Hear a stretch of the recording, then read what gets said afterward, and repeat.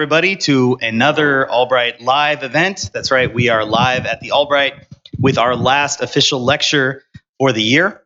That's not to say that we don't have programming over the summer. You'll be receiving emails shortly about several events that will be taking place over the summer, including a couple lectures, as well as our end of the year party, the Shawarma Fest, which will take place on Thursday, May 25th. If you have not received an invitation to this, it's not that you're not invited, you're just not on the right list. So please contact us and we'll happily send you an invitation. Today, as our final lecture, we do have one of our Noble Group Fellows. Our Noble Group program is in cooperation with the Noble Group Energy Company in Hong Kong. And they have really invested in the future of Chinese scholarship in ancient Near Eastern studies. And they have been providing us for about a decade now funding to bring Chinese scholars to the Albright. And I think many of us will agree that this has really enriched our program here as Chinese scholars have come to both teach us many lessons about China and the types of scholarship that is going on there, and to help Chinese scholars also to learn about other Western international scholarship. And I am really proud of this program, and I hope you all are as well. And today, I think we'll have a very good example of that. For now, I would like to invite Noble Group Fellow Wenhua Shi to introduce the speaker.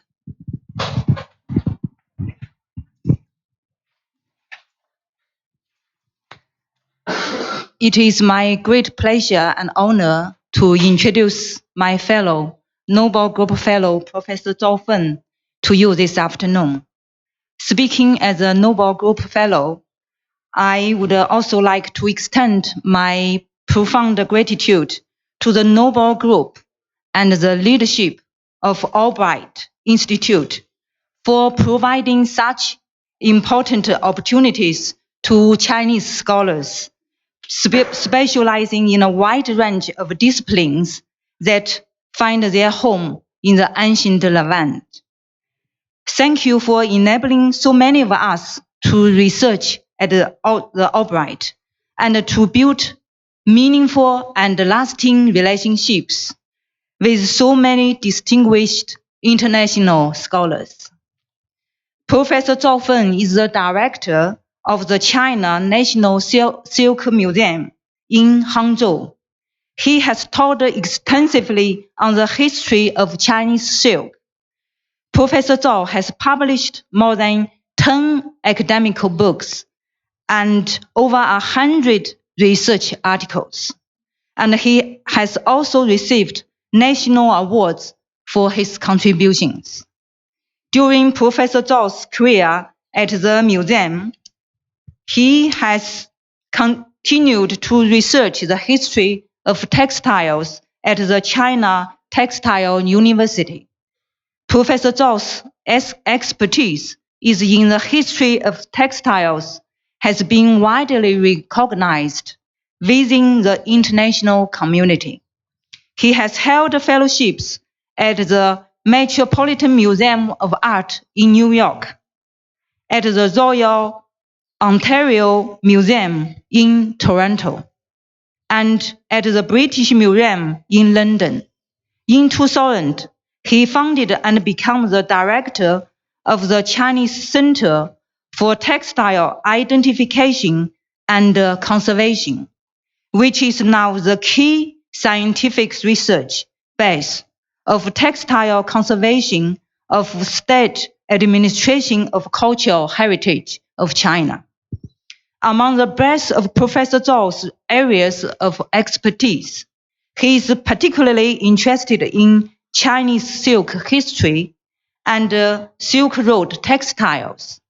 His research on textiles among the Silk Road takes particular interest in archaeological excavations. Moreover, his focus is highly interdisciplinary and includes science and technology history, art history, and archaeology. As director of China National Silk Museum, he is especially attuned to the conservation of ancient textiles and the inheritance and innovation of traditional crafts. I'm delighted to have this opportunity to welcome you, Professor Zhao. I know and I speak for all of us that we are looking forward to learning from you this afternoon.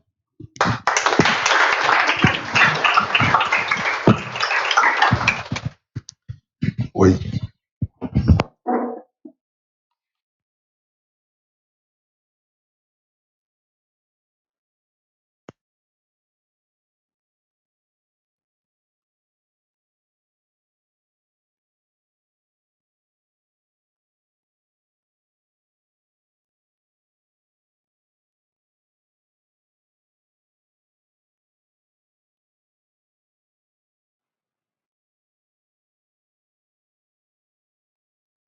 Wait, this is working?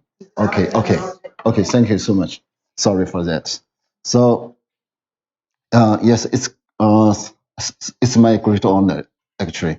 So I'm here, then I can give some introduction to my museum, to the works, textile archaeology in China, and also try to say something about the relationship between the textiles we found here and also we found in China. So my lectures will contains the three parts. So the first part is our museum. So this is the West Lake. Now it's already on the UNESCO World Heritage. It's very beautiful. And I think it's in China, it's the most beautiful city in China. So I really hope you can come someday. And our museum is the space is quite big, so you can see our space. But we have several galleries. We have several main topics. The first one is about the Silk Roads. Actually, it's the silks and the Silk Road. They are together. The earliest silks is only one thing I would like to talk besides of this topic. I mean, I would like to introduce the earliest silks we found in China. We have different samples. In our museum, we collected pieces from the Neolithic period. It's more or less like more than 4,000 years ago. But we have already discovered earlier fragments. But now the new news says the new evidence for the silk history is probably like more than 8,000 years ago. But this is just published in the article, so we still need to confirm that. And this is the galleries we have in our museum. So we have the galleries for the silk history from the early period down to now. And one of the important pieces in our collection is the silk weaving loom. It's a pattern loom. It's just excavated 2 years ago. We just published one article in the Antiquities. So it's published in the April issue this year. Then a lot of other journals, they also reported this news. And the year before last year, in 2015, we organized a special exhibition talking about the silks from the Silk Roads. So we organized this exhibition, borrow pieces from all the countries. So this is a very good example for you to see what we are doing. I leave one catalog in the Albright Institute, so then you can probably see later. And we also have the conservation department. So we have the conservation gallery. So downstairs we can walk there, but on top people can see the whole process of the conservation. And also we organize some special exhibition for the textiles after our conservation work. And among them, one piece I have to tell is a piece from the Shanghai Jewish Refugees Museum.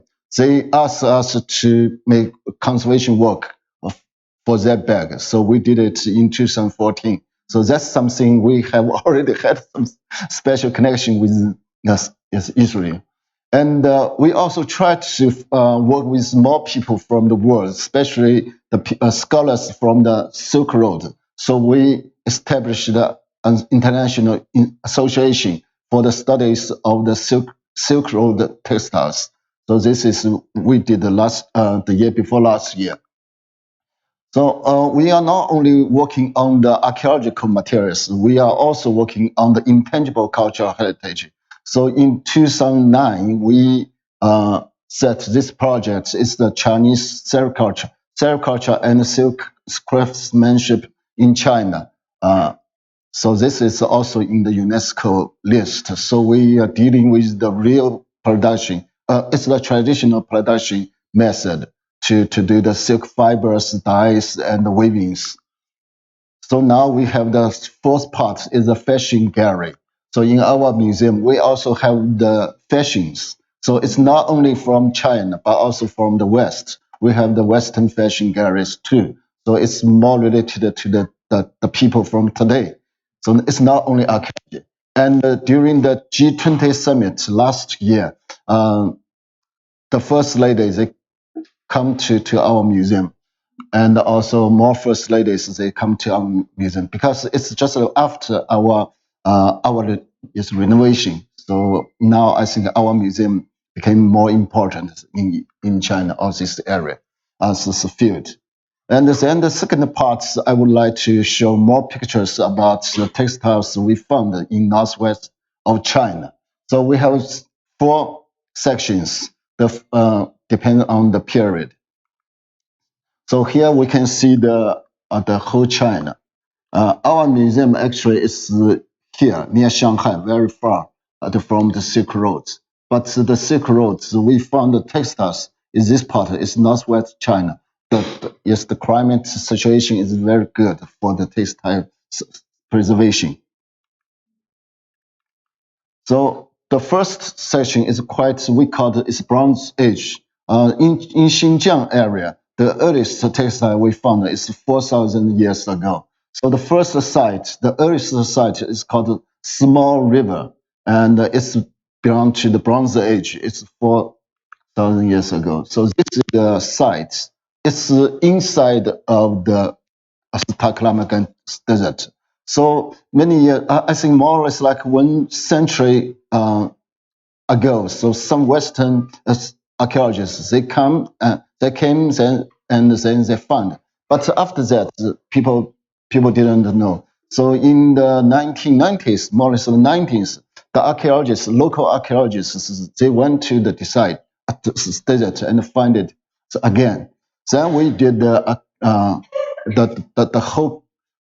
whole excavation. So these are the tombs, coffins inside of the desert. Because of the climate, so the organic materials, the wood, the fur, the feather or leather, everything, even the bodies, they are preserved very well. So on the left is the male, on the right is the female. So when all the bodies were wrapped by the big wool tapestry. So we have different techniques we can find. So it's woven into one piece. So the beginning and also the ending and also the selvage, they have special technique. It's quite similar to what we found in the Mediterranean area, but I'm not so familiar with the materials here. So just want to show this kind of details here to you. And we also have some special technique to do the decoration. So here is the warp. The warp can be decorated, and also the wefts can be decorated too. But from that time, the color, the main color, is only made. Mostly, it's only made by the original color of the wool, except madder was used to dye the red color. So the dyeing from that time is also different from now. That's the basket way, and also there's something like a skirt was made for them too. And from the skirts we can see it's how we can call it a wall tapestry in this part, especially in this part. So the tapestry, the warp direction is the horizontal direction. And also a lot of felt was used to make the hat. And the bird's feather was used too. So it's quite interesting. And here we can see more things for the decoration, for the boots, and also for the decoration of the hand. So this is one example, one important archaeological site from the Bronze Age in Xinjiang area. Then we have the early late Bronze Age or early late Bronze Age. So when we found this site, it's near here, near Urumqi, the capital of the Xinjiang territory.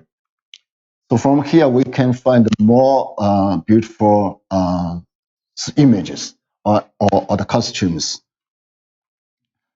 These are some people, male, and their costume we can find, including one pair of pants, which is already reported by some Western archaeologists because they did some collaboration with the local archaeologists. So this one was published already. And that one is said it's the earliest pants in the world. Yeah. And we have more pieces from another site. It's called Wupu in Hami. It's also near Turfan, as Bazi. But the textiles, if we look at in detail, it's quite, there's more types of the textiles we can see. And also the color is more, we have more colors to dye it. So here we can see it's the basic plain weaving textiles, or sometimes it has some change, but not too much. And here we can see more variations because the colors are more. And also the wave structure is more. It's not only the plain wave, but also the tray wave and other things. And we also did a lot of research on the dye stuffs from there. My colleague published something already, but I'm not so familiar with the terms of this kind of dye. So here we can see the different techniques. This is the brocaded, or we call it the tapestry wave, as on the wall, and the more tapestry wave for the decoration, for the pattern. It's the geometrical pattern. And this we have, they used more different types. So that one is the brocade or supplementary weft. So you have the foundation first, then add some extra threads to do the decoration, to do the embroidery or the supplementary weft. And this is probably is one of the earliest carpets in the world, because before that we know the earliest carpet was excavated in Pezelik in Russia. So that piece is quite big and also complete. But here we find a lot of different types and different patterns. They are in fragments, but the color and everything is not good. And also that one is made of felt, and these are some braided bands. So we have different types of technique. All the materials are wool textiles from that period. So that's the late Bronze Age. Now we have the early Iron period age. So we have more size. It's around the Taklamkan Desert. You see, this is the Taklamkan Desert. So we find more sites. Actually, I can only give some introduction. So more pieces. This one is from Zagunluke. It's in the south of Xinjiang Desert. More the clothes. It's also the pants, skirts. And this one was from Kelia. Kelia was excavated. Not it's by the joint exhibition, not only from China but also from France. So some people from France went to this site we did some work together. And so we can find some textiles, they are already done, treated by the conservators in France, from France. And we have more examples of the complete set of the costume from that one. So these are some details of the fabric. So the fabric now we can see there are more variations. So this kind of, and this patterned woven, so more colorful they are. And these are the tapestry weave too. And here we can see the pattern is a deer or stag or something. It's the nomadic motif. And here we can also see more patterns. The motif are from the north parts. And this one is, we can find more things. This is the tie-dye. It's the earliest example of the tie-dye. This one, yes, from our what we have seen. And also this one, because we can see, look, it's different colors. Some part is dark and the red and even undyed. Actually, it's woven first by two colors of wool thread. One is dark and one is light. Then they woven into a check pattern. Then they tied this part and put it in one dyeing vat. Then got different colors. So finally, you can have more colors. I mean, this color actually is done by by both of the original color and the dyed color. And this part you can see, oh, yes, I studied this piece, but the technique is still uncertain. I mean, we still need some time to do this well. So it's very unusual. So, and we also have some painted textiles. So for this group, we need more studies. And also we find more carpets here. The carpet, the pattern is more or less like animal skin or something. We don't know is it. And this spread. But this technique for this one is different from the one before. And yes, we also have something made by some loops. So similar to the knitted fabric, but technically it's not knitting. But the shape, the structure is something like knitting.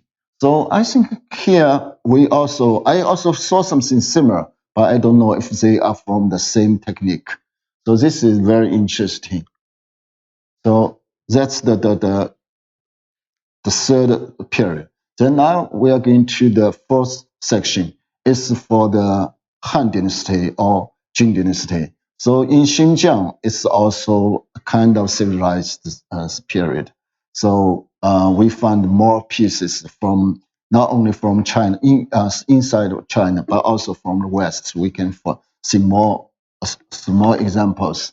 But I hope we can introduce some important sites first. So this one is lowland. Lowland was found by Sven Hedin from Sweden first, in maybe like one century before now. So this is the site. Then after that, the Chinese archaeologists, they went there again. The Nia site was also found.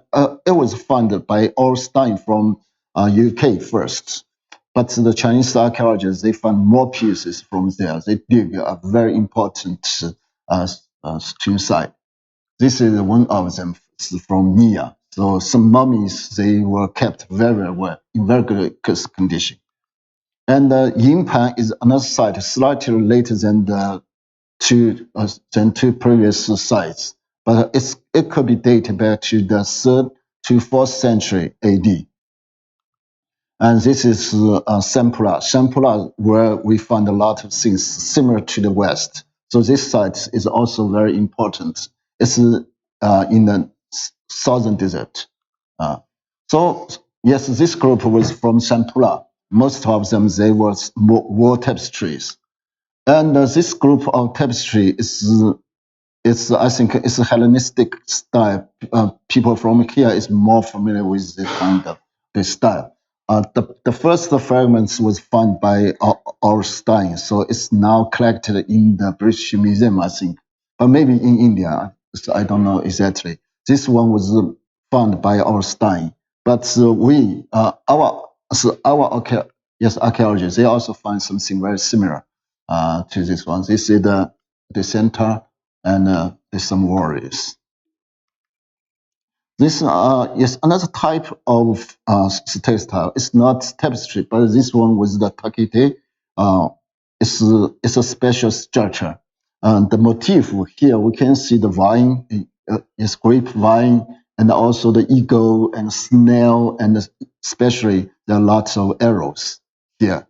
So this is one is different. And we also find some gods structure. It's very unique.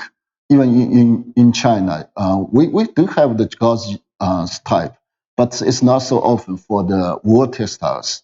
So this one we find in Xinjiang, we find a lot, as many, as many examples. This is a complete carpet from near the site. So the carpet was probably used for the saddle of the horse. And we also find some wool, no, cotton. So this in China, I mean, the cotton, people basically think the cotton was from India or northern India, Pakistan or somewhere, that place. But it was introduced to China in probably around the 2nd to the 3rd century AD. It is so we found some examples, especially from this period. So, but one of them is wax resist dyed, so it has a pattern, and also we try to reconstruct the pattern somehow, because this piece was found in two fragments, large fragments, but we finally can put them together into, yes, the original one was probably large like this, and probably it's a kind of mosaic, yes, image, yes, from mosaic or something, wall painting. And we find more silks from that period. The early Iron Age period, we have already found some silks in Xinjiang in this place. So probably date back to the 2nd or to the 3rd century BC. But more silks were found from the 2nd AD to the 3rd century AD. These are real hand textiles, silk pattern with the pattern of clouds and the Chinese character and the animals. And the most famous one is this one, because this one has some Chinese characters here. This is the original piece, and this is the pattern reconstruction by me. And but we still can read some Chinese characters here. The meaning is 5 planets appear in the east. So it's good. So it's always auspicious to the central country, because now we call China, in the Chinese meaning, it's the central country, 中国. 中国 means the country in the middle. And then 5 planets or 5 stars is on our national flag. So when we read this one, 5 star or 5 is planets, just like today. Today we have the flag. We call it China. And Yingpan is another important site where we find a very important mummy. So the mummy was from Yingpan to number 15. And when they found this mummy, they sent to Shanghai Museum to do a special exhibition. And after several years, they asked us to do the conservation, because the body is still inside all the things probably not good. So they prefer to take the body out and make the costume separated from the body. So we try to take the clothes off. We went to Xinjiang and did this thing. And then we brought the costume back to Hangzhou. Then we did the conservation, restoration. And this one, yes, when we try to open that one, it's quite interesting. Something, I mean, it's not so often we normally we don't see that because the whole body was wrapped by the silk. So the cup was laid on a wood first. The wood was cut into four, uh, two arms and two legs in this shape. Then they put the body on the wood. Then they wrapped with silk. The whole body, even some fingers, fingers. All the fingers was wrapped by silk. In the same site, the cemetery, we didn't find anything like this. This is the only one example. We don't know where this kind of tradition was from. And also the the hair was covered by wrapped by silk too. And we did some restoration and also some research for the pattern, for the whole costume, and we tried to reconstruct the costume because the best side actually is already gone.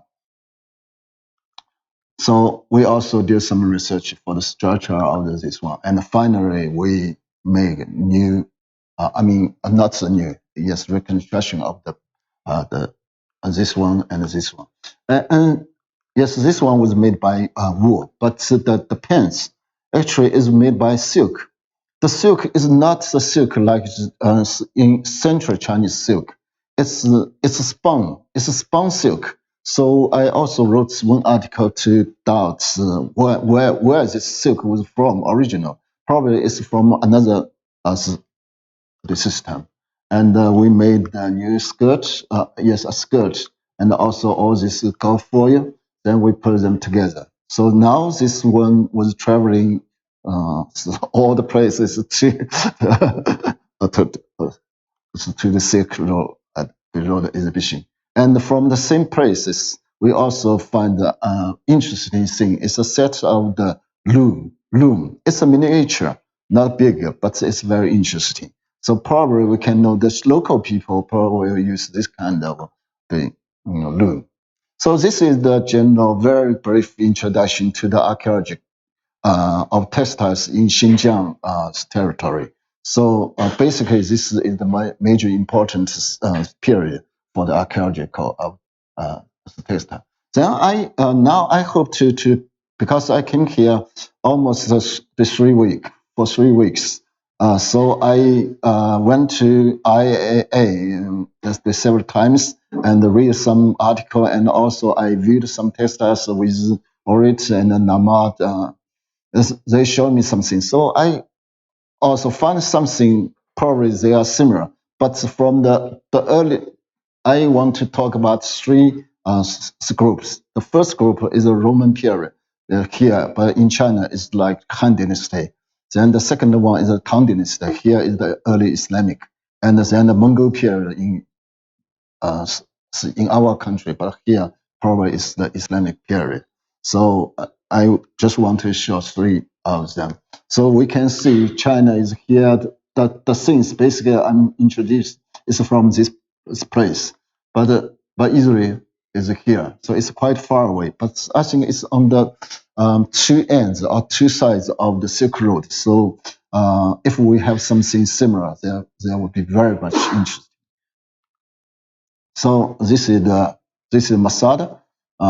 So in Masada, we found something like this that is stripes color with color and wool textiles.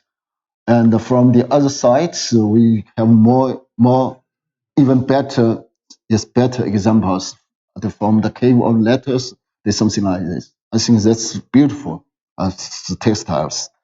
But more fragments, more fragments. But in China, so in the western northwest of China, we found some similar things in Samplas, especially from Sampla.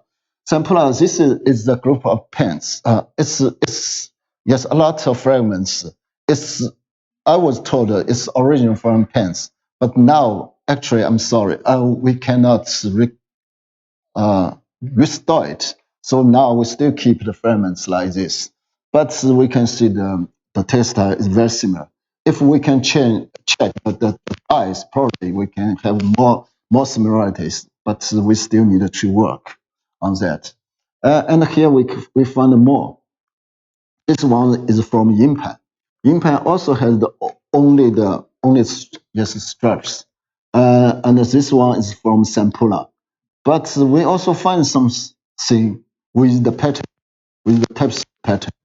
But the pattern is sometimes is pomegranate, or sometimes it's vine, or sometimes especially this kind of pattern. It's quite often here. We can see it in the Roman period and also the Byzantine period from the mosaic.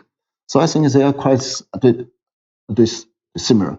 And what kind of use it was its original use? So this picture was taken from Orit. She told me there are two types of, generally speaking, two types of the its clothes, mantle and the tunic. So they use different types of the pattern. So this one is the for tunic from the cave of letters. So it's only two straps, but uh, with less decoration.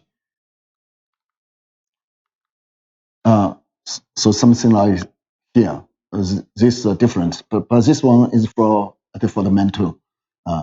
In China, yes, we also just several days ago I learned something from the facility. No. It's Felicity. So from yes, she told me this site and also told me this use. Then I just found this information here. But in China, we found this one. Here we can also see it's a rectangular one. So it's the gamma pattern. So actually, I think I have seen more than this one. But right now, I only have this picture. So I think they are similar to the mantle pattern for the mantle. So this is one example from the Roman period or the Han Dynasty period, and another one is for the is war takete. This one was from Masada, because the technique was what we call it is weft faced compound tabby. So this technique is similar to what we found in Yingpan. It's also the weft faced compound tabby. But this technique was originally copied from the Chinese weft-faced, no, this one is weft-faced, but it's the original one is warp-faced, made of silk.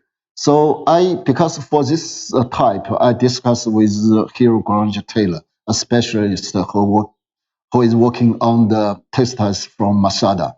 And she told me it's the only one's resource because the Chinese silk its structure is the only one resource people can try to copy it. So I think for this one, the textiles, we have something similar. And the original image of the structure was silk. So it's also something, yes, some connection. So in China, the same structure from the same period, we can see this is from Nia. Two of them are from Nia, and this one was from Yingpan.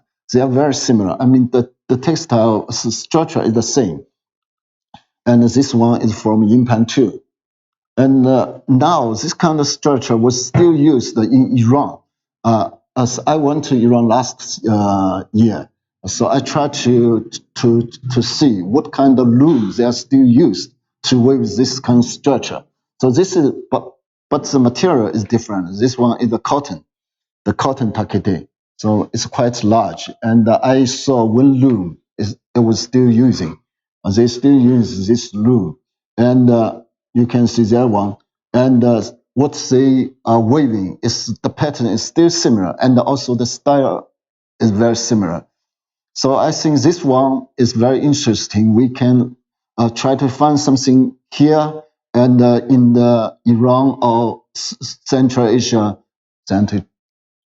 China. So this is one thing. Then the second group I'm going to talk is the ikat from there. So this is the sites I went there. It's the Naha Ome. Ome. yes, I went to their place, and just from there, you have already found some what we call the ikat. Ikat. So ikat is you can see from here. There's some stripes. Is the warp.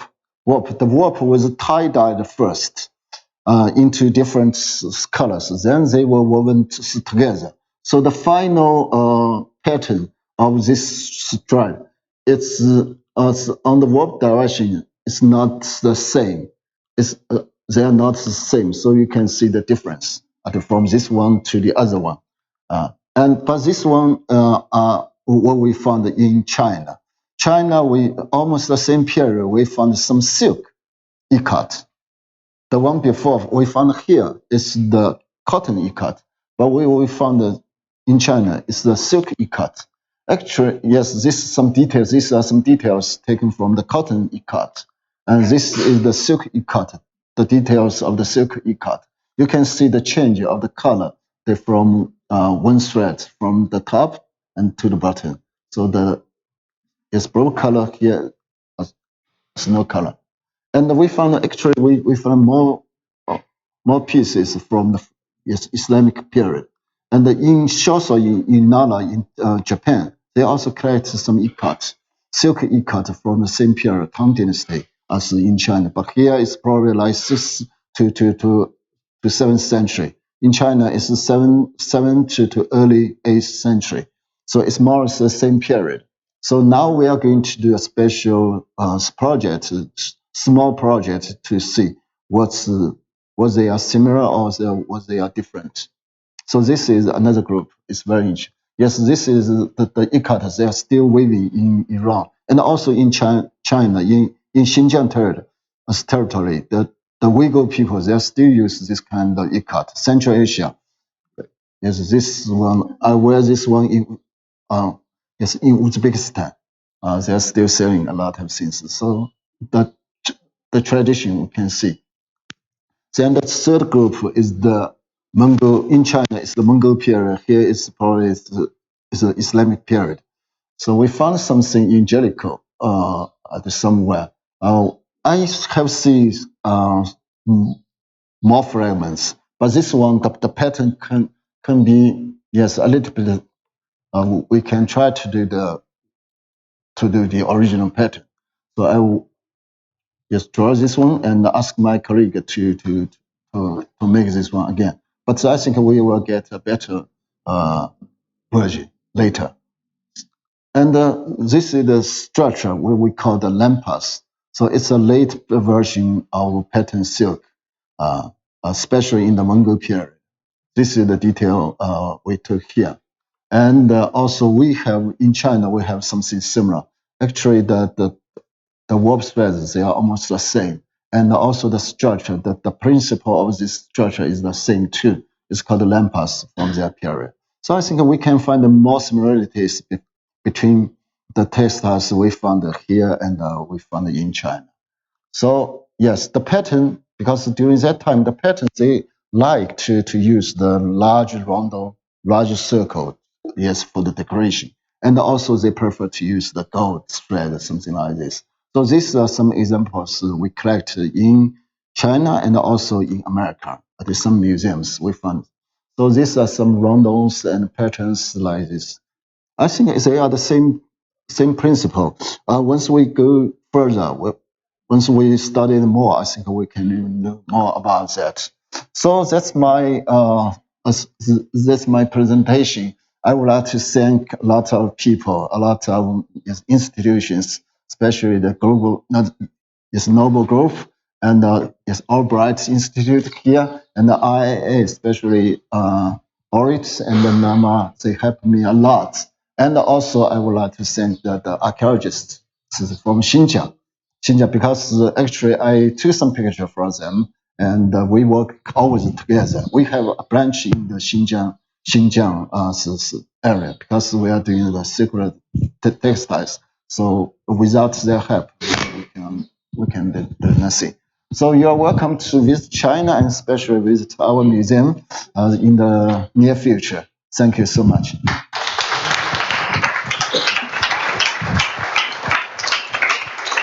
Great. Thank you very much. If we have questions, I will hand around the microphone so we can all hear you on the internet. How long has your Chinese silk museum been open, first of all? And It's not so long. The museum is opened to the public. First time is in 1992, so it's exactly 25 years. But in the last year, I mean, especially between 2015 and 2016, we closed the museum and made the expansion and also renovation. So last year in September, we reopened this one to the public. So now it's every day. It's open. Well, it's wonderful. Thank you so much. And how did you, I'm fascinated by the mummies and how old they were, and how did you find them in the desert? How did you know where to look for those? But yes, this one was done by the archaeologists. They, first of all, actually that site is not far from the main roads. It's very close.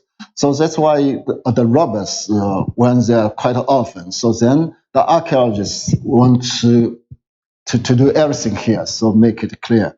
So during that period, I think they did it 3 times. The first time they went inside, went to the place. They did some just investigation.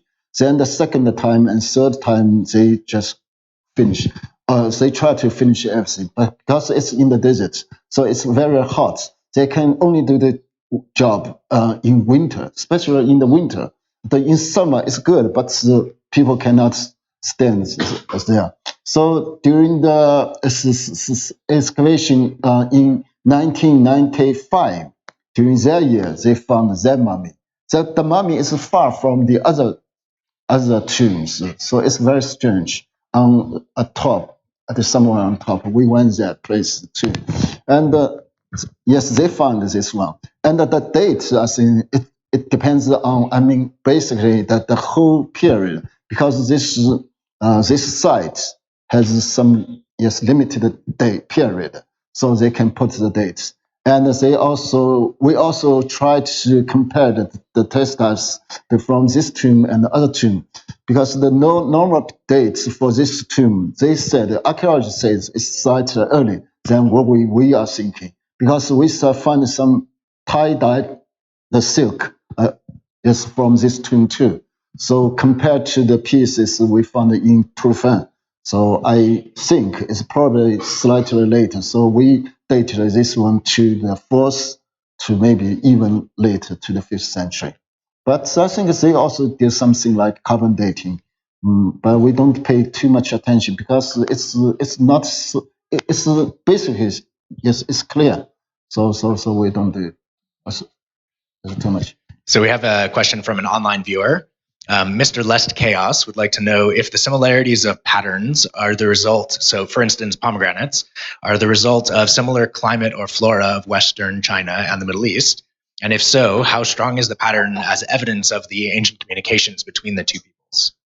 Between the two peoples, so Western China and the Middle East. Yeah. Yes, I think it's pomegranates. In Chinese literature, or in Chinese documents, we mention this thing is from Zhang Qian. Zhang Qian is the one who explored to the west. So he is the person who opened the Silk Roads in our in our documents. So Zhang Qian brought back some species, especially from the Central Asia. So one of them is the pomegranate. But Zhang Qian he returned back to Xi'an. So the Central Chinese people, they know. But actually in Xinjiang, this area, the people knew about pomegranate even earlier than the inside Central China. So we can find a lot of patterns, especially the pattern we see in my presentation. The mummy, Yingpan mummy, who is wearing the red and the yellow pattern robe. So on that one, we saw the arrows, but we also see the pomegranate tree in between two arrows. So that's one good example. And the other patterns we can also find them there. because the pomegranate is one of 7 the species. Yesterday I went to a small gallery and I learned there are 7 species in this land. So it's included. Yes, it included is pomegranate because on this road, people they are all use the pomegranate for their living, for their life, but also for the decoration. I saw the pomegranate shaped lamp or something. Yes, there are a lot of shape. So I think in China, it's some influence from the West. West, I mean Central Asia, even Western Asia. But here it's probably it's more common than what we have. And the same viewer has just a short follow-up. Is there any more decisive evidence suggesting the spread of the same weaving culture? If so, was the culture spread from China to the Silk Road or the other way around? Yes, talking about technique, I think we have different ways. For some technique, especially for the tapestry, I think it's quite common in the West. The West, for the wool textiles, because the wool basically we are thinking is from the West because of the sheep or something. And the carpet is also another structure. So they are quite common in the West.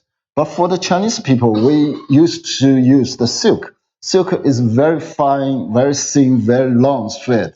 So it has very good color. But the Chinese people prefer to make a very complicated, special weave structure. So they can weave all the things in one time. Yes, use the machine, use the loom to do that. So everything made for the wool is normally by hand. So they don't have the real repeat, just the repeated pattern, but they do every weaving again. But in China, we prefer to use the machine, something like a machine to make to preserve the pattern information in the loom. Then when people weave this pattern, it's very easy, just one by one by. So then when we finish the one pattern, then we repeat again. So this kind of thing, the silk with this kind of technique was introduced to the West first because we found the real silk like this kind of weave in Russia is in the 5th century BC, but in Syria or somewhere it's almost like a Han Dynasty. It's the 2nd century AD. So it's the same time that this kind of silk went to the West. So on the wool textiles, if we find something, some structure is similar to a silk, so it's not. It's reasonable. So the Western weaving structure learn something from the Chinese. It's also is reasonable.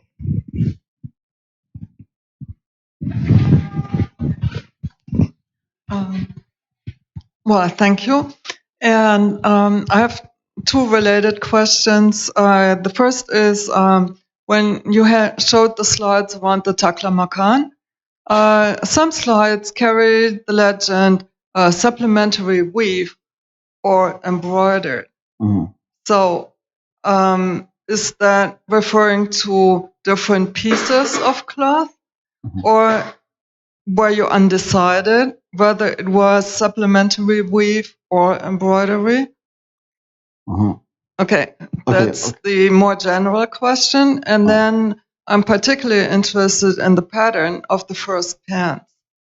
The first pants? Can you say something? Can you please show that slide again? And then maybe show the slides again. And then maybe say something about the pattern, whether it was is a unique example, or whether you found the pattern elsewhere too, because it reminds me of much later Timurid patterns in architecture. Yeah, but I think let me answer the second first, because for that kind of question, for me, I'm not sure because I didn't study the real pattern of that one. Basically, they are altered, is geometrical, but I don't know what kind of meaning, what kind of resources from. I have no doubts about the date of this kind of fabric, but what kind of pattern, where it was real from, is for me is the question too.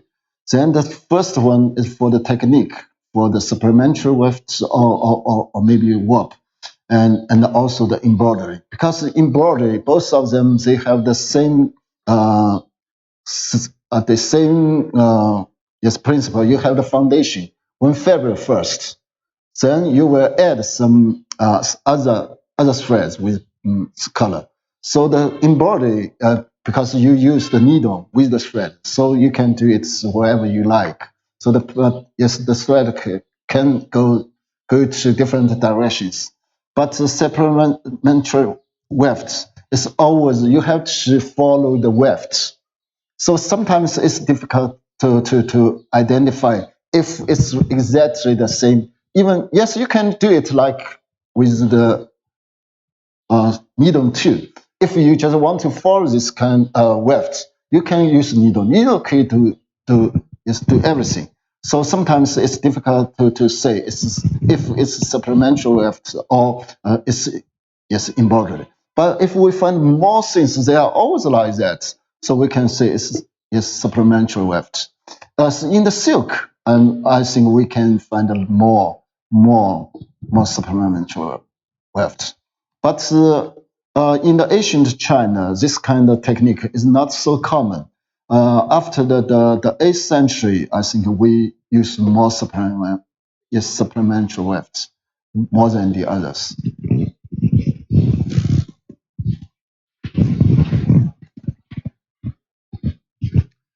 In the trade in the 8th century, in that point, are you finding any of the Sogdian type of emblems? Like I saw one of them there, but there's quite a number of different colors in silk coming from the southwest as opposed to the northwest that you were speaking of earlier. Is there any kind of trade going back and forth across? You trade on what? The kind of robes that you have in Sogdian and in the Caucasus, some of that is going to be wool, but the fact is there's quite a bit of silk as well. Is there any trade going back and forth? Because I only saw one example of that emblem type where you have two animals in the midst of it. I think, yes, basically speaking, there are a lot of trade in between them. Otherwise, the fabric, it cannot be found as in one place. So they are always mixed, and so that's why we can find. But the trade material basically is I think is from our experience, it's basically the fabric. Fabric is the most important one for trade. So people will trade fabric first. But not the costume, because the costume was always made by the local people. But sometimes, I mean, threads or fibers can be traded too, especially the wool and the silk. According to some Chinese documents, sometimes people will attribute their something to the government. Then the government will trade them to somewhere else, so they can use both fabric and threads. And for the wool, I think it could be popular too. And then the third one is the dye. Sometimes dye stuff can be traded too, but dye stuff will be. It depends on what kind of dye. So some dye you have to use in the fresh time, but some dyes you can make it into dye stuff. Then you can trade it. So it's I think it's very complicated. So I always speak to my colleague. So silk or textiles, they are always more complicated than the other materials like pottery or metal or something, because the pottery was always made by one time. You make the clay or something, then put it in the oven, fire, then you get it, then you trade it. But silk, you can do it with the fiber trade first, then fabric, then the color, then the costume has different steps. So sometimes it's difficult to tell.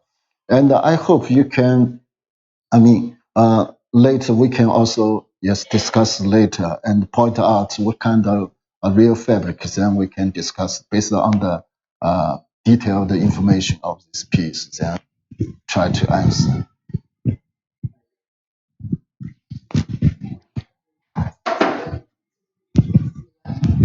Thank you. That was very interesting. I have a couple of questions. Actually, I have more, but I'm going to save them. One, I noted that there was you didn't mention linen at all. So there's no linen anywhere in... in China, now, I didn't find the linen in this period. Sometimes we will have this hemp.